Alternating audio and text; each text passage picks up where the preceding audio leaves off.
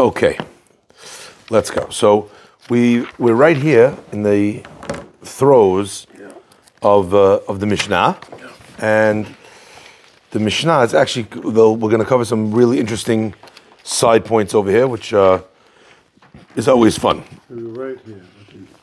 Okay, so we mentioned 5b3 right in the middle of a sadeh. Right, we just mentioned what this crying field is and why there would be considered a bet pras, and we'd be at least considering that it needs a marking because it's not something which is obvious because of the fact that it's an additional chumrah that we kind of stretched it on top of where we were before. Gemara continues. One second. So according to Rav Papa, he just explained that a sadeh that's neherash bakever, where you have a field that was plowed over, doesn't need a tziyun, it doesn't need to be marked. Doesn't the Braita say, if a person finds a field and the field has, it's marked already, but he's not sure if it's a plowed over one or one that was lost, but never broken apart into small pieces.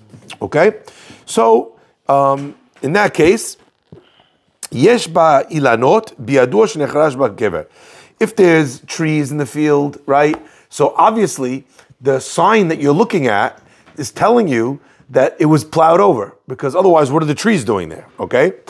En ba'ilanot, but if there's no trees there, biyadua shavad bakever. So the reason why there's no trees there is because there was a grave that was lost, and therefore they didn't plant there. All right. So we're using almost two different signs to come up with what's really going on over here. In the words of Sir Arthur Conan Doyle's one of his favorite people, which is Elementary, my dear Watson. So if you have the sign telling you that it's a place of tumah, and then you have trees, you know, obviously they planted over. That's why there's trees. Mm-hmm. If you have a sign but you have no trees, so it's still a whole grave there. You can't deal. Okay. Why there are? Do you mean one tree, or do you mean an entire forest of trees? Trees. It doesn't say how many, but it says plural trees. All right. Why couldn't you have two trees on the side of a field and not have it plowed over? You could, but the Gemara is saying that you're allowed to assume from the confluence of these two things that's the outcome. All right. Now says the Gemara. Rabbi Yehuda says, "Ad sheyeshem zaken o talmid." No, we expect that the field is in its more chamur state, i.e., a whole grave, right? Until there's a zaken, which means a talmid chacham. Zaken doesn't always mean that he's old. Zaken is also nutrikun, which means an amalgam of words of ze kana chokhmah. This one acquired wisdom. That's why they call them zaken. Okay, so you could have a young person who is a zaken.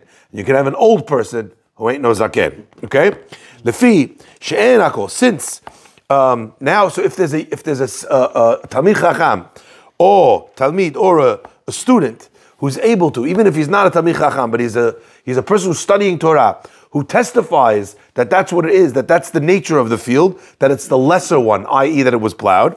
Lefi she'en akol b'ki'im b'davar, because not everybody knows how these things are or how to deal with it. So therefore, we left it only. We left it only with regards to these people that are very strict with the laws. Either a rabbi or a talmid chacham, so to speak, a student that's studying. We know that these guys are very strict and they checked everything out. Interestingly enough, we had a conversation today about this in a falafel store. I get on the road we're in the line for a falafel, and this guy I know for a long time is talking to me, and he says, there's a kosher grocery store, and there's kosher grocery store, they're careful for Yashan, and he says that, there's these different things that they check Yashan with the apps and with the this, with that. He goes, and we've noticed already, and even there's chats, they're not always correct. Sometimes they're not right. So when we do the actual checking, we know, and they're relying on certain things, but sometimes when you're relying on something, it doesn't actually give you that same thing. So Rabbi Yehuda held that we have to assume the more strict outcome until we have a rabbi, so to speak, telling you, no, it's a plowed one, not a whole one. Okay? So what does it come out then? It seems clear from the Braita that when you have a marker would even be there for the plowed over grave. So you just told me that Rav Papa said in the outcome of the last piece, remember that Rav Papa gave you lo kasha. Remember that? Go back to 5b3 for a second. Not a question. Kan b'sadeh she'avad b'kever. That's where in the Braita you have a marker that's for a lost one. Kan b'sadeh she'nechrash b'kever. In a field that was plowed over, you don't need it because there's no tumat ohel. But here you see that there's a marker by a field and you're trying to figure out, is it this one or that one? But what it for sure is a field with a marker. So whether we go strict or whether we go lenient, if there was a question, obviously they marked fields that also had plowed over graves, correct? All right? Gemara says, Amar Rav Papa says, Ki Tanya hi. Okay, so when did we say this, Braita? B'sadeh she'avad ba'kever ditzainua. All right?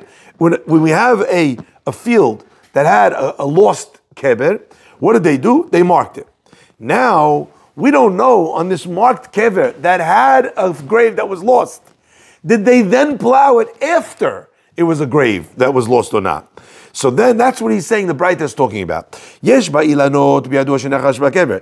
If you have trees and we know that it was moved over, that they was platted over to make the trees. And ba'ilanot biyadu she'abad ba'kever. If there's no trees, then we assume that the grave is in its whole state. So everyone understand what Rav Papa just did? That was like parry in fencing. Sorry, thrust, parry. Well, we had a lower bar before when we said that it wasn't marked or it was disturbed and it was wild. And there might have been bones trickled down, pushed. So that's the lower bar. The plowed is that case. Right, but if it's marked, at least it's marked, you know for sure there's body. So Rav Papa said that in the case where it's dragged like that, we wouldn't mark it. Right. Why? Since it's so easy to get out of the tum'ah because people are trampling it, remember? Right. Or if you're blowing it, so we wouldn't mark it. That's what he said. Right. So according to him, we have a Braita over here that's deciding, is the field plowed over or is it a whole one? But when you find the marker, what do you mean? How could you even ask that question? Right. Unless you also marked fields that were plowed over. Right. Yeah, you get it? The answer that he gives is, he says, no. The marker is from when it was a lost grave. Our question is, after that point where they put a marker, because you only mark a field that has a whole grave, okay? But after that happened, how do I know if maybe it was plowed? All right? Okay. So it was plowed except for the marker, and the marker stayed in place. No, the marker is on the side of the field. Remember we said you don't put the marker on top of the body, because then by the time you get to the marker, you're already tameh. Okay, so we put the marker further back, but not too far, because we don't want to eat up the land, and also we don't want to cause cases of safek where you're burning to kodshim for no reason, right? In either scenario, the point is that we have over here a marked field which seems to go against Rav Papa. The answer is, it's not true. Rav Papa says, no, they put it, like me, they put it when it was whole but lost. That's why they marked it. Now that they had a whole grave that was lost, they marked it. Now the question is, did they plow it over or not? And this is where the Braita is telling you that if there's trees there, you could assume it was plowed over, and if not, not. Okay. Gemara says, okay. One second. Hold on. You found trees in the what's it called? In the field. Who says that just because you found trees in the field, that means that it was plowed? Maybe there's trees migavai, the kever miberai. So miligav umilibar. Milibar means from the outside. Miligav means from the inside. So over here, what's inside, outside? As I'm coming to the field, maybe I see a marker and then trees. But maybe those trees are only in the closer part of the field. Inside, if I walked into the field, then I'd actually see that the grave was there. And that part was never plowed. So why do the trees prove that it was a plowed over field? The Gemara says, Kidamar Ula, because Ula said, Be'omdim ala givulim. Over here, we're talking about a case where the trees that we're using as markers are on the boundaries of the field. Hachanami be'omdim ala givulim. Also, Ula said over there, another answer, omdim ala givulim, that the case is when the trees are on the edge of the field. Hachanami, also over here, be'omdim ala givulim. The trees are on the boundaries, and therefore, right, the grave can't be on the outside, right, because it's on the borders. Look at Rashi for 1 second. Rashi says, in Ba'ilanot. in Ba'ilanot, no, not that one. Velechush. Let's consider. Dilma ilanot migavai v'tum evrai v'lo nechrash b'makom tum'ah mibachutz lilanot ela ben hailanot v'havi sadeh sha'avad b'kever v'lo nechrash. It's a field that the grave was lost and it was not plowed over, and the trees are really only before it. V'amai kama. Why do you say biyadua shenechrash b'kever? Why do you assume that you know that it was plowed in order to plant those trees? Right? Maybe the area that was plowed for the trees is on the outside, and the things that the Gemara says, "Be'omdim be'ilanot ala givulin shershut rabim." They're talking about where the trees are on the border of Reshut Rabim, of the public thoroughfare. Devadai lekatuma mibirai, delo kavri inchi b'Reshut Rabim. Whenever it's on the border, so we're not going to bury the guy in the road. So it could only be in the field. Ela ben ilanot. The only thing we would have done is between the trees. And it was therefore dug over and plowed in order to have the trees. So we're talking about a scenario where the trees are located. Again, the Gemara's example is not specific. What it's trying to communicate, like I'll give you an example. Let's say the trees are not planted right on the Reshut Rabim, but the trees are planted in a way where it would be impossible not to have plowed. Let's say the trees are covering the whole field, but they're not right by Reshut Rabim. That would also prove the same point. The Gemara is just saying the case that we mentioned, that the trees would serve as a proof, is in a scenario where logically it would mean that the only way for the trees to be planted here is if the field was plowed over, in which case you could assume that the grave was plowed over, in which case, according to Rav Papa, there's no tum'at ohel. Why is there a marker then? Because they put the marker when it was lost pre. Okay, good. Yeah, it was a question. Why so technical when it's just a matter of a little bit? Just say it's time. Stay away. Take the safe route. Yeah. In front of any of these any of these issues. So it's a good question. Stay out. It's a good question. Problem. We already learned really the answer though. We already learned the answer is that what happens if by mistake a person walked in there with a korban? Now you're taking this holy object, which you're obligated from the Torah to eat. So it really matters what actually is the halakha. You could tell me, be careful. But what happens now I walked in? No, but there's a marker. It might have been old. It might have been new. Stay away. Right. Okay. Stay away. Stay away. Now I was on my phone, and the taxi driver drove the wrong way, and now I'm in the field. So now you have to. What do I now have to know? So it's exactly. Okay. So there are cases where I could tell you to be careful, but now I have a question of deoraita. You have to eat it. Number one, for the korban to be valid. Number two, you're not allowed to burn it. So you double whammy so if you It's about when you're in the situation. What's exactly? Do I know what the halakha is with regards to what to do? Okay. Says the Gemara, V'dilma, hold up. In your case that you just said, that the trees on the outside, and therefore, they're not going to plant, they're not burying the guy in the road, right? So, v'dilma tuma megavai, v'lanot bebrai, maybe the trees are on the boundary of Reshut Rabim, and you're right, they're not on this side of the trees, but maybe it's on the other side of the trees, which is what Nathan asked earlier. Maybe the kever is past the trees, but on the other side. Gemara says, b'misubachin, where the trees are everywhere. See what I told you before? The Gemara is not telling you a halacha of trees lining the border. It's just giving you a scenario where the tree's placement would indicate that it has to be that the grave was plowed over, okay? So when the Gemara asked a question on that deduction, it wasn't elementary anymore, dear Watson. So what did we do? We brought it back and we made it elementary. No, there's more trees and they're crisscrossing or they're all over the place. So there's no way that you could have done it. In such a case, that would be the case of the Mishnah where the trees would prove what the halakha was with a marker. Okay. Says the Gemara, Avi baitema. Okay. And if you want to say, all right, that the trees are only by the boundary, not like you just said that they're everywhere. We said already that you don't put a boundary too far away from the place of Tumah, Shalol Lafshida Israel. Right, we don't waste the land. So if the mark is here, and you're telling me, oh, but maybe the guy's buried over the other side of the trees, we would never put the marker here. Why? Because that marker would have lost us land in Israel to plant. So again, we're using a deduction from where they put the marker, from the trees that are there, to figure out what's going on, which I dare say, that was exactly the point to begin with. The whole point of all this, maybe just cover that for a second with the bottom of your cup. I don't want to set off the smoke alarm. That's a lot of smoke. Can you turn them off now? No, No, are you allowed to blow them out now? You're allowed to. It's already after Hanukkah. Okay, but we should not blow them out. Asked him before he asked us if we should blow them out. We said leave them. Leave them, yeah. Let them go. No, it's okay. It's okay. We'll just, if another one goes out, just to cover it so the smoke doesn't dissipate. Okay. Says the Gemara. Last piece of the Braita. Rabbi Yehuda Omer. Rabbi Yehuda says, you see, you wanted to get away from springs, now we're in dead guys. Okay? Rabbi Yehuda Omer.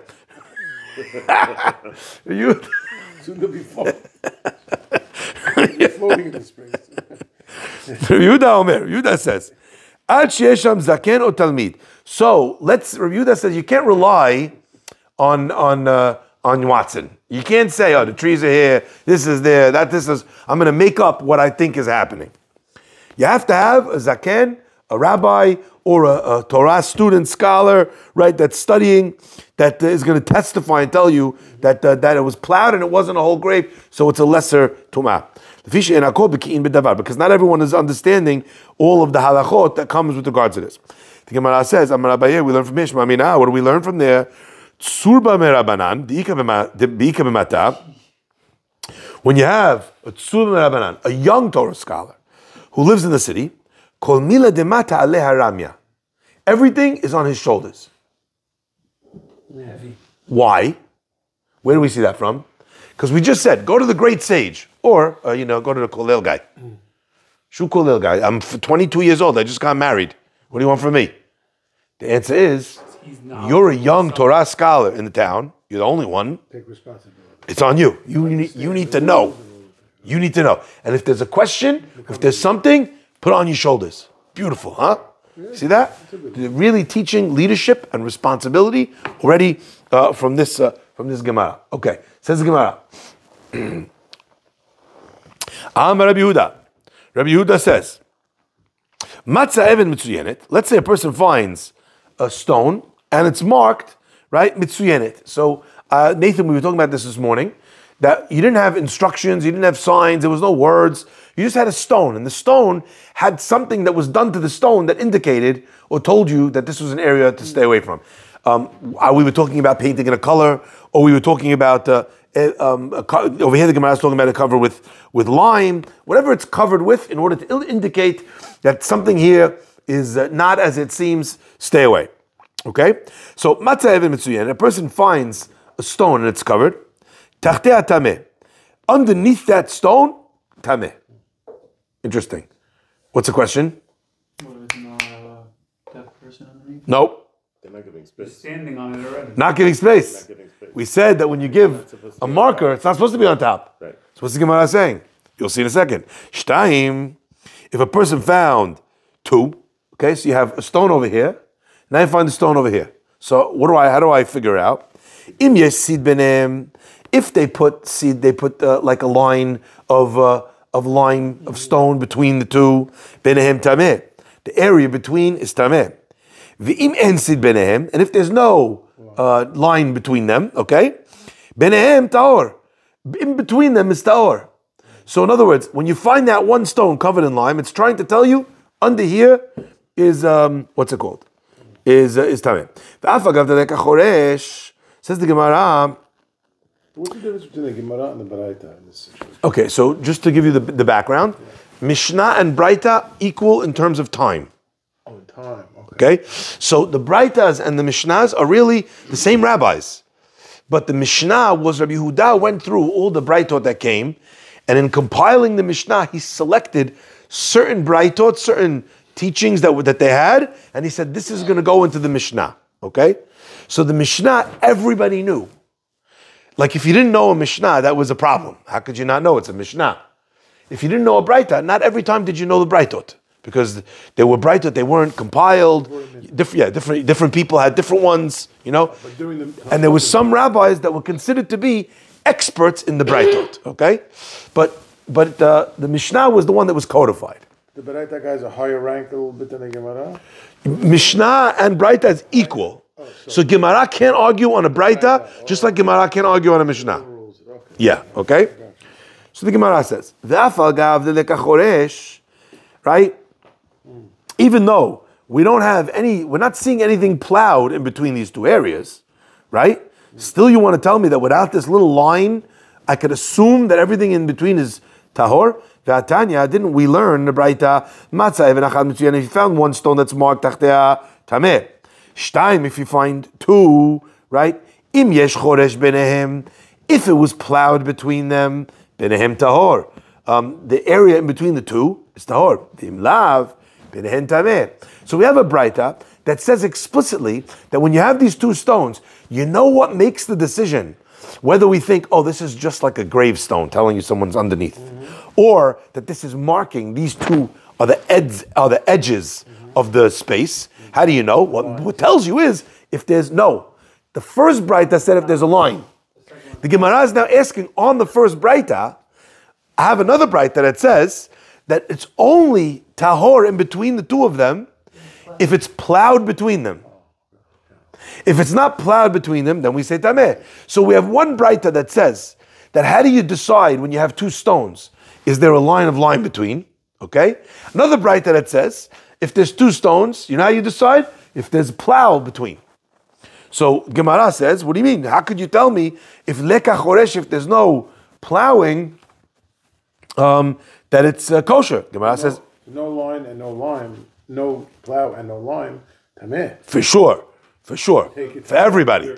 Take your pick, which Braita you want. There are two different types of markers. So one Braita says this is the marker. The other Braita says this is how you know. So we don't know which way to go. So the Gemara is asking one Braita against another Braita. Amar Rav Papa says, hacha, okay? The Braita that tells you that it's dependent only on plowing. Kishasid shafuch al rashem umirudeh lekan ulekan. What's going on? You have it was clear that they poured the lime on the stones, right? Because that's what like lime is. It's like a paste, okay? So you mix it with the water, and now once you can mix it, it's like a cementy type of item. So you could pour it. So they were pouring it, and now there's like bits of lime on the field. But it's not clear. It's not clear, were they trying to make a line or not? And I don't know, maybe it was a line and it's disturbed. So I'm not sure. The Gemara says, so in a case like that, if it was plowed, then you know it's tahor. The emar machamat choreshu, you'll say the reason, the iklif, the reason why the lime came off the stones is because they were plowing, and when they were plowing, it got knocked off, and that's why there's extra pieces here. But if there's no plowing going on over here, and you're seeing bits of lime on the ground, right? How did it get there unless they were marking it with a line? You got the point? If you saw a line, you know for sure. Now there's no line. How do I know what's going on? The answer is, says the Gemara, well, if it's plowed and I find little bits and bobs over here, I could assume that it's tahor.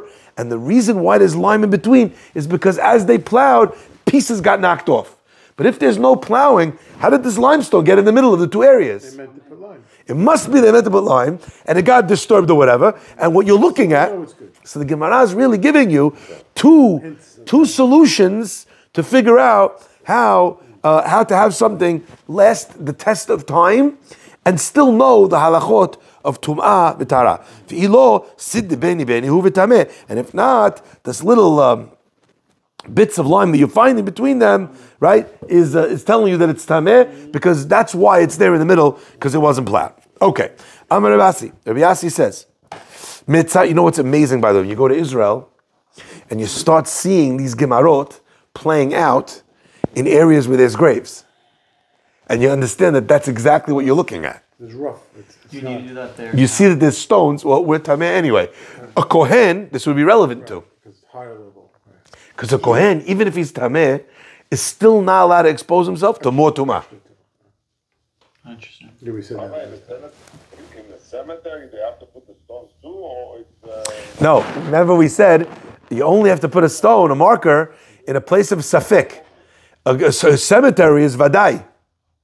Where do you see that? Only in the Kibbutz Hadikim and stuff like that? You see it when there's a grave by itself. Sometimes you have, like, I'll give you an example. If you go to Tzfat, all the rabbis all buried together in a graveyard. That's a graveyard. You go to Amuka, there's one grave, bottom of the mountain. Now you need to know where it is. So it's got to be marked. Okay? All right. Says the Gemara. Amar Rabbi Asi. Rabbi Asi says, Mitzar echad mitzuyan. Okay? You have one boundary, one side, okay, of the field is mitzuyan. Hu tameh v'chol hasadeh kula tahor. Okay? So what is that telling you?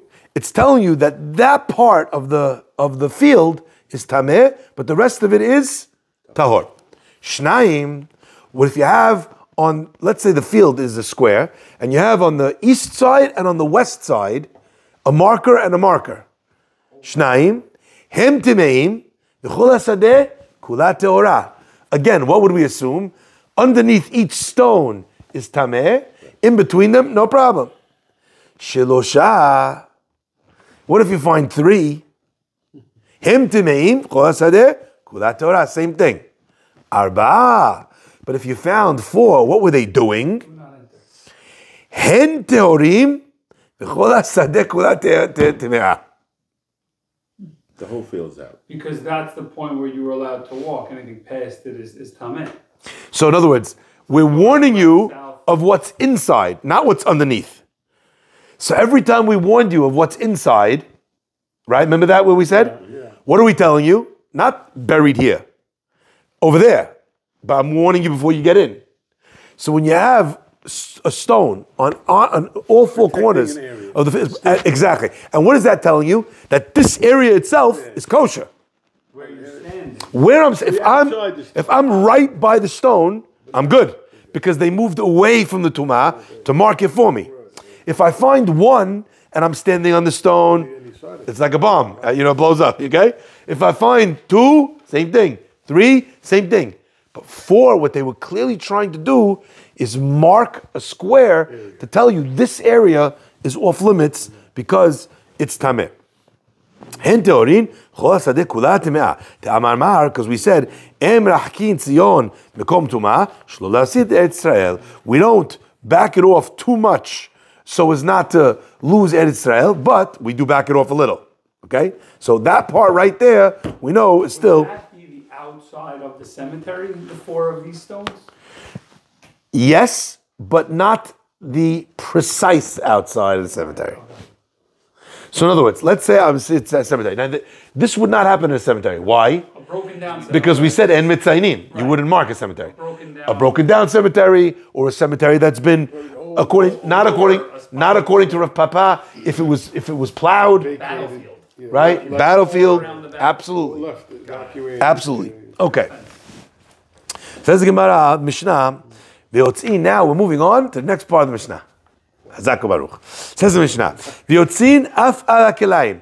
We send out the emissaries of the Bedin, even on kilayim, to go out and check the fields to see is something growing in the fields, because you're not allowed to have you're not allowed to have grapes and vines growing in a wheat field, or vice versa. Okay? Says the Mishnah, so we would send them out on Chol Moed, and what would they do? They would yank it out of the ground. Remember that? Because once it grows, it's a problem. We're back to Chol Moed. We're back to Chol Moed, and we're back to the needs of the many. So the needs of the public. What's one of the needs of the public? That they shouldn't be eating kilayim. Okay, something that grows together. So these people would go out and they'd rip it out. Says the Gemara, the akilayim becholo shel moed nafkinan. They go out for kilayim on Chol Moed. V'raminu. Let me ask you a question from Mishnah. On the first day of the month of Adar, we start telling everybody, right, that they have to pay the shekalim, and they have to be careful of the kilayim. So what does it mean they have to pay shekalim? Remember, in the month of Adar, we have the mitzvah of machatzit hashekel. So we would tell the people, guys, you gotta make sure you do the shekel item, get involved. make sure you give it the shekel. Okay, so they would let everybody know. They would make proclamations, announcements about shekalim and about kilayim. On the 15th day of the month, and you would read the Megillah on the 15th day of the month in the cities that were walled cities. And they would go out and they would clear up the roads and they would fix the streets. And to measure the mikvaot. They did everything the public needs. And they would mark the graves like we just said. And they go out on the kilayim. So, 1 second. What day are we talking about now? 15th of Adar. It's not Chol HaMoed. When is Chol HaMoed? What day? The next month. Nope. Yeah, but what day? The 15th. 15th is Yom Tov. The 17th. Depending on In Chutz La'aretz, it will be the 17th. In Israel, it will be the 16th. The 16th of which month? Of the month of Nisan. Okay? Or Chol HaMoed, Sukkot would be a different one. But at least that one, which is about the time of growing, right? Because that's when Purim is, before things would start to grow in the springtime. So you see that they would send them out of Yotzin ala Kilayim. They would go out for the Kilayim on the 15th day of the month of Adar. Sorry? Why on the 15th of Adar they have mitzvah days? Isn't that Yom Tov, not Moed? Because it's Purim? No, I don't understand. Let me understand again. 15th of Adar There's nothing. It's Purim, but there's no Isurim of things to do. Right. They're allowed to do all these things. So, but this is the day that they would go do that. So the Mishnah over there says in Megillah that this is when they do it. And we're telling you now that you do it on Chol HaMoed. Right? Gemara answers, Rabbi Elazar, Rabbi Yosef bar Hanina, Chad Amar. We've had this a lot. You have two opinions, and the Gemara says, Chad Amar, one says. What does that mean? It means we don't know who said what. Okay? But one of the two rabbis were arguing. Like you said, I don't know, Rabbi Fai, Rabbi Mizrahi were arguing whether they're allowed to do it. One of them said it's okay, one of them said it's not, I don't remember who. That's Chad Amar, okay? Chad Amar, one of them said, Kan b'bachir, kan b'afil. The Mishnah is talking about bachir, like from the word bechor. There are certain types of things, crops that grow early, okay? And there's certain types of crops that grow late. So either the Mishnah is arguing, or the Mishnah is, one is going with a earlier type of crop, others with a later type of crop. The alternate way of understanding the early and the late is sometimes they would plant earlier and sometimes they would plant later. So you'd have sometimes multiple plantings. So the earlier planting, it would be growing earlier. So it would need the shaliach bedin to go out and uproot it earlier. So kan bebachir, kan be'afil. The second one says, v'chad amar, kan beziraim, kan bi'erakot. One is beziraim. One is speaking specifically about grain, right? So that's ziraim. And one is bi'erakot, by vegetables. So since grain is planted early and yerakot, vegetables are planted late, you needed one shaliach bedin to go out on the 15th of Adar, and you also needed on the 16th of Nisan, Chol HaMoed, they also had to send out. Now, let me just be clear, one point. So what I was expressing to you earlier is that the answer is there's an early day and a late day. But they're arguing is it an early planting of the same crop, or are they going out for different crops? But the point is, one is growing earlier, one's growing later. So these two dates reflected, this is the maturation time for the earlier crop, whether it's because it was planted earlier, or it's because it was grain, which grows earlier, or it's because it was planted later, or it was because it was vegetables. But the point is really the same, and therefore, that's why they would send them out on these two different days, and there's not a contradiction between here and the Mishnah and Megillah. Yes? The one Purim, you're allowed to do that. The second one has to be Chol HaMoed Pesach. Chol HaMoed is a Hidush. It has to be Chol HaMoed. Chol HaMoed is a Hidush. Second one has Second to be one. during Chol HaMoed. Yes. Right, so But that's a Hidush. The first one is just a random day. any Yeah. day, right. The wheat has to be before, because the wheat can't be because of chametz issues on Pesach. No. Hametz is allowed to grow on Pesach. Yeah. So fine. Yeah, it's only once the hametz is pulled out of the ground, So they pull it if Right. it's kilayim at that point. they pull it with kilayim, but they're pulling it to destroy it. Got it. Okay? Gemara says, Amar Rabbi Asi, Amar Rabbi Yohanan. Rabbi Asi says, in the name of Rabbi Yohanan, Lo Shanu, 1 second. Ela she'en nitzan nikar. Okay? So when we talked about the idea that they're going out early, right? That's specifically when it was something, nitzan means when something grows, where it was not obvious to see. Aval nitzan nikar yotzin alehem. But if there's an earlier time when the things sprout and you're able to see that there's problems, the shaliach bet din would go out earlier. It's not like there's a law of 15th and Chol HaMoed that these are the first days they could go. That was just a general case. There's an early crop and a late crop. There's wheat and vegetables, and therefore we were always going out. But anytime, if they saw something, what would they have to do? They would have to uproot it, and they would go out earlier, no matter when that was. Gemara says,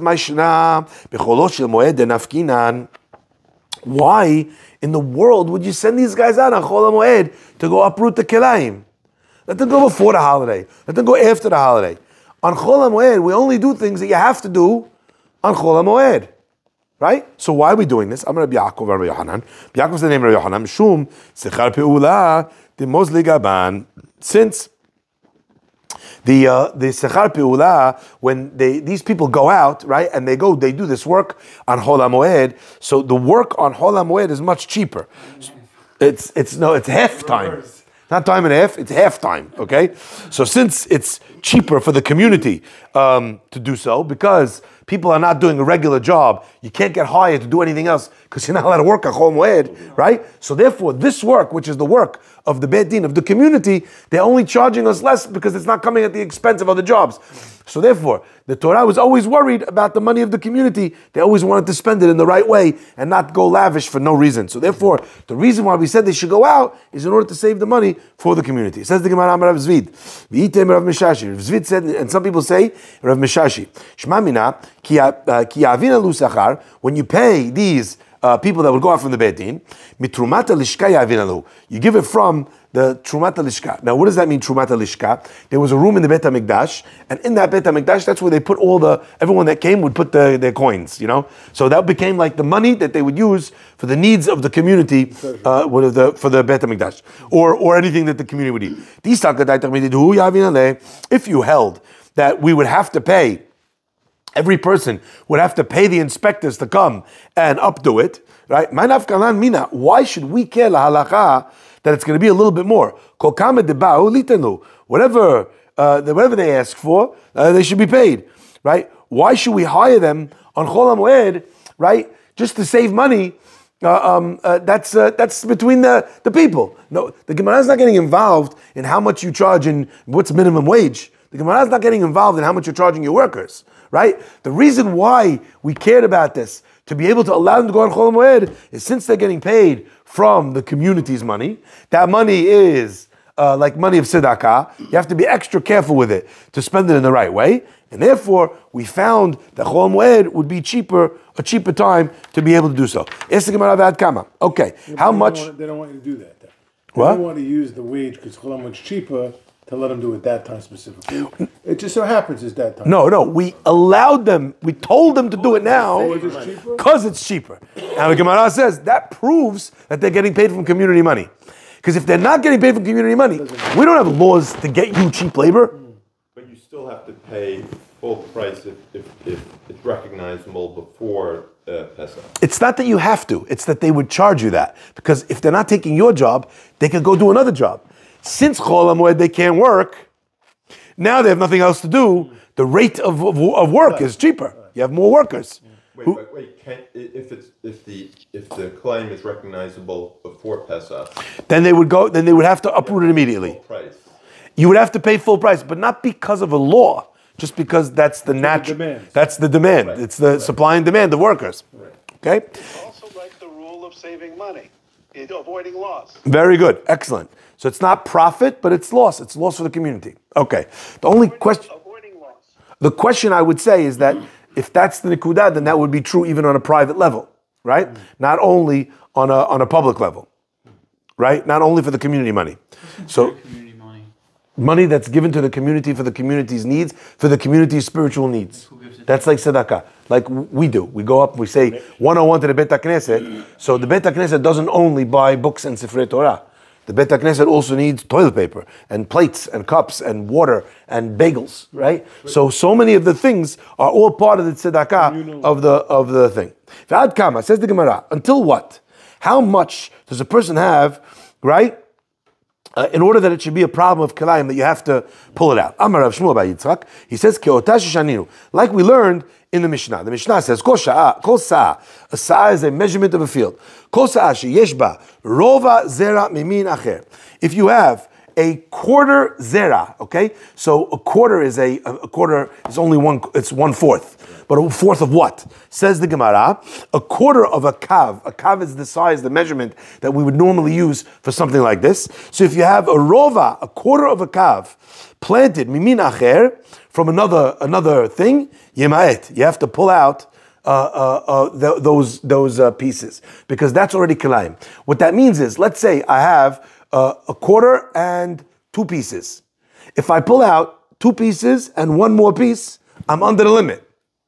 Okay? The problem is when it's above that. So we have to at least get it down to below that amount of a quarter kav. I mean, you'd have to be a farmer to understand exactly what that means, but that's really the point here. We had inspectors who were experts in deducing this is exactly how much is a problem, or vice versa. Says the Gemara V'atanya, 1 second, you're telling me that that's the amount? By just taking out that amount, didn't we learn in the Braita?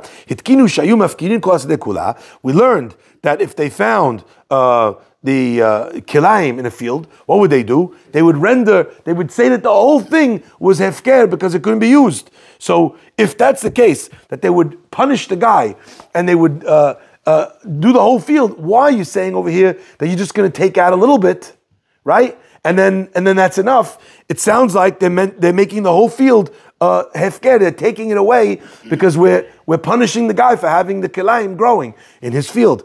Gemara answers, Lo kasha. No, it's not a question. Kan kodem takana. When are we talking about when they would pull it out? That's before we made the takana that there's a fine instituted for when you have kilayim growing to a degree where it makes the field pasul. Over here we're talking about after the takana. After the takana, we rendered the whole field ownerless, so it didn't really matter if they pulled out the few pieces. The Tanya, we learned the Braita. In the beginning, they would just pull out some of those pieces and they would give it to the animals and let the animals eat the produce that they'd pulled out to save the field from kilayim. The owners of the fields, they would be so happy, doubly happy. Why? First of all, these guys were pulling out these bits from the field that were not germane to the type of crop that I was planting, because it's only a small amount that's growing in a larger field. So they were happy that they were weeding their fields for them. The second is that they would give those extra pieces of food to the animals of the farmer to eat. So the guy's also feeding your animals, and fantastic, right? So once they saw that the people were so happy that this was being done for them, which meant that they didn't need to be careful in the first place, so what did they do? They made a takana. You know what? Rip it out and then throw it in the street so that they don't get the benefit that the animal's eating. At least there's some loss when you're not careful. You're losing all these pieces that they're throwing out. They're still happy because this other guy is now weeding your field for you. Once they saw that they were still happy with the situation as is, i.e. they weren't being careful, i.e. there were fields that were becoming kelayim and asur to eat, we ruled that any field that had above that mixture, we're going to throw away the whole thing. And once you had a punishment like that, now everyone's very careful. Okay? And then the people that would go out and weed and check the fields were checking for very small things, not for big items. Just so you know, I'll end with this. My father, when it came to the laws of kashrut, sometimes you had a situation where the guy wasn't being careful. My father could see that there's going to come all sorts of problems from this because the guy, he's just not being careful with kashrut. So what did he do? He would take the food, even if halachically there was a way to make it kosher. But what's going to happen is, you keep going on like this, everything's taref. So what did he do? He would make the thing. Anyway, he had a mashgiach. They found something in one of the caterers. They took the meat from the item. He used a warmer from the place that wasn't koshered. So the guy said, "Oh yeah, don't worry. Fine. I'm not going to serve it. Just to put it on the side." Anyway, the guy puts it on the side. My father says, "You majnun. You're putting all these meats on the side. What you think that after the guy wasn't careful to put it in the non-kosher warmer, when exactly that guy, you know for sure, if he runs out, he's putting that meat out. My father, what did he do? He took all those roasts, poured bleach on them. Because it's vulnerable. Now there's no. You're throwing them out anyway. No problem. Let me just make sure that they're not usable. Okay. So once you're doing that, now the next time the guy comes, he's killing his workers if they use something not kosher. They make it so tight. Now, exactly. Baruch Adonai Le'olam. Amen ve'amen. Beautiful. My father's king. Rabbi,